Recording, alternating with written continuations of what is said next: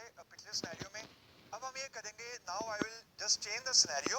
एक नया सिनेरियो है, उसके अंदर हम फ्रॉम स्क्रैच ईआरडी डायग्राम यानी complete end to end diagram in one go हम क्रिएट करने की कोशिश करेंगे, ताकि आपको थोड़ा सा ईज होना शुरू हो जाए जब आप खुद से ईआरडी बनाएं। The scenario is totally new, ये एक नया सिनेरियो है, इसका प्रीवियस जितनी भी हमारी सिनेरियो से रिलेटेड डिस्कशन थी उसमें नहीं है। अब सिनेरियो ये स्टेट करता है कि there are musical bands which record songs and request musical companies to launch their songs in the form of album. आसान लफ्जों में, फॉर एग्जांपल कोई आर्टिस्ट है, कोई म्यूजिकल बैंड्स हैं, वो अपने सॉन्ग्स को रिकॉर्ड कर रहे हैं और रिकॉर्ड करने के बाद वो they are contacting musical companies to launch their songs in the form of album. तो ये एक म्यूजिकल बैंड और म्यूजिकल कंपनीज का सिनेरियो है। उसके बाद songs are written by writers, writers songs लिखते हैं ऑब्वियसली।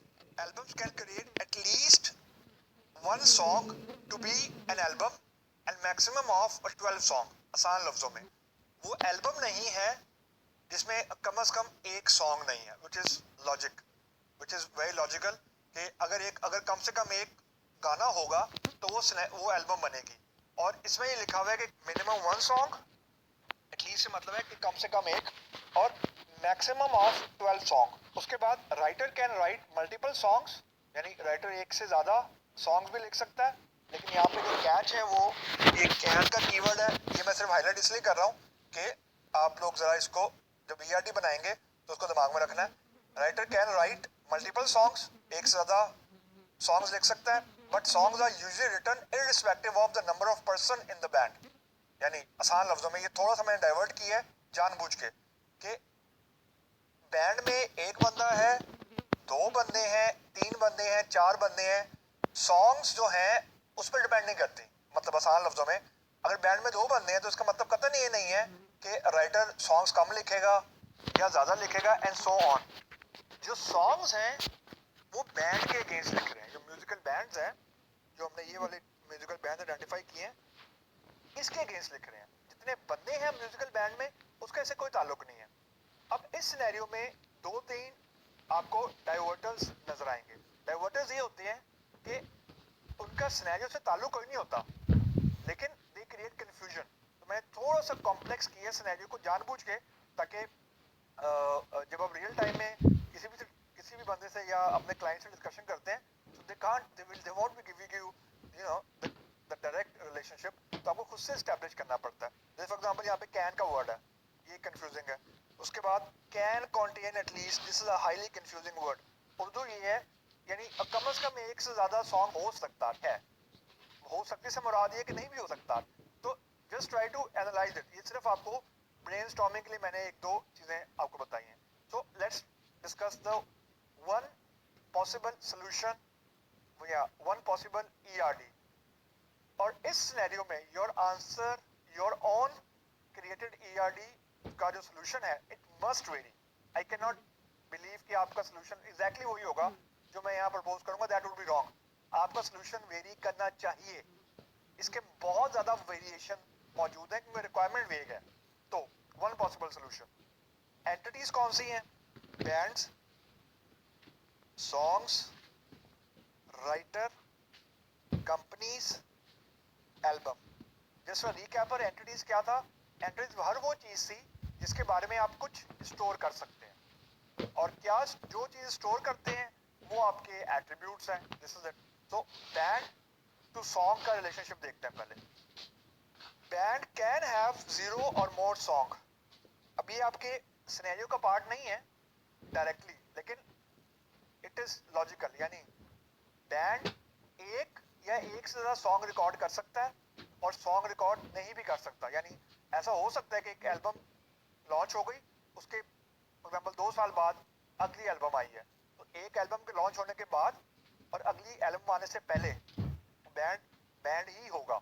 यानी आप ये नहीं कहेंगे कि जब तक कोई बैंड सॉन्ग नहीं गाएगा वो बैंड नहीं होगा, वैसा नहीं है।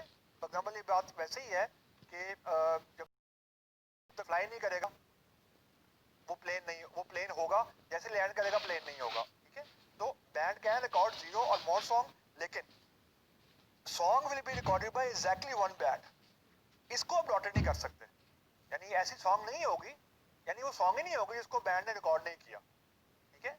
लेकिन एक सॉन्ग को एक से ज्यादा बैंड रिकॉर्ड नहीं कर सकता, this is a pure copyright issue. यानी आप यहाँ पे अगर मल्टीपल साइनें लगा देंगे और आप ये अजम्पशन दे दें मुझे कि सर मैंने ये ज्यूम किया था कि एक सॉन्ग एक से ज्यादा बैंड भी रिकॉर्ड कर सकता है, that's a copyright violation, you can't do that, sorry आप नहीं कर सकते ऐसा। तो this can not be many, तो this has to be one. उसके बाद सॉन्ग टू एल्बम का रिलेशनशिप, अब this is solid, this has to be solid. Reason कि वो जहाँ वो रिक्वायरमेंट थी ना कि एक सॉन्ग एक एल्बम में एटलीस्ट वन सॉन्ग होना चाहिए, और उससे पहले मैंने कैन लिख दिया था, वो छोटा सा ट्रैप था।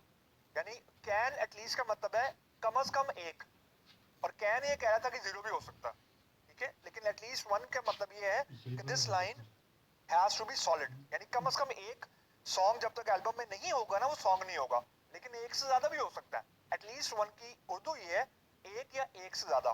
तो एल्बम विल हैव वन, इसकी ऑप्शनैलिटी वन है, और मोर, क्योंकि इसकी कार्डिनैलिटी मोर है, तो this will be part of, यानी एक एल्बम में एक से ज्यादा सॉन्ग भी हो सकता है, लेकिन जो सॉन्ग है वो एक ही एल्बम का पार्ट होगा।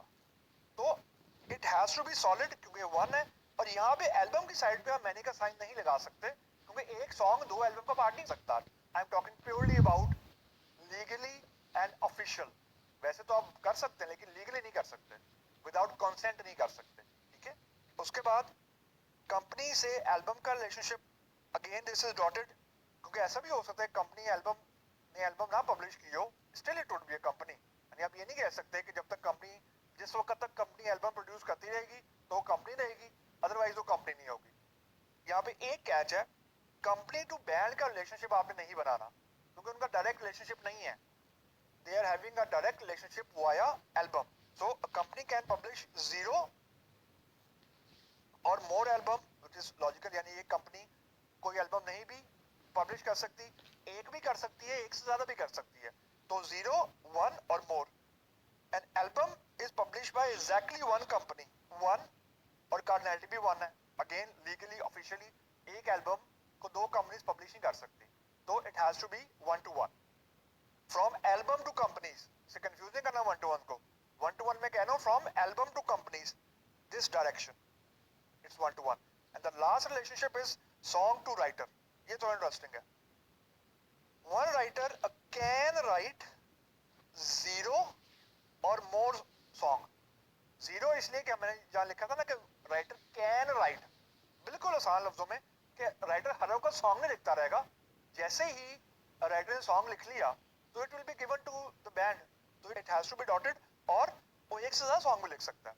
लाइकवाइज जो सॉन्ग है it will be written by at least one writer. अब यहाँ पे थोड़ा सा ट्रिक खेला मैंने, एटलीस्ट वन इसलिए कि ये वन तो हो गया, आजकल ये बहुत ट्रेंड है कि को राइटर भी होते हैं, दो राइटर लिखने वाले हैं, यानी हम मैंने ये पॉसिबिलिटी भी कवर की है कि एक सॉन्ग को लिखने वाले एक से ज्यादा राइटर भी हो सकता है, तो इसलिए मैंने यहाँ पे मैनी का साइन लगा दिया, दिस इज लॉजिकल। यानी आप ये अज्यूम नहीं कर सकते कि सॉन्ग को कोई राइटर ही नहीं लिखेगा, यानी इसको मैं डॉटेड कर दूं और मैं कहूँ song can be written by zero or more writer, zero नहीं हो सकता, यानी कोई राइटर होगा लिखने वाला, लेकिन एक सॉन्ग को मल्टीपल राइटर भी लिख सकते हैं, लाइक को ऑथर भी होता है बुक का, या को राइटर भी होते हैं, जिस एक बुक को मल्टीपल राइटर लिख सकते हैं, एक सॉन्ग को भी मल्टीपल राइटर लिख सकता है, यानी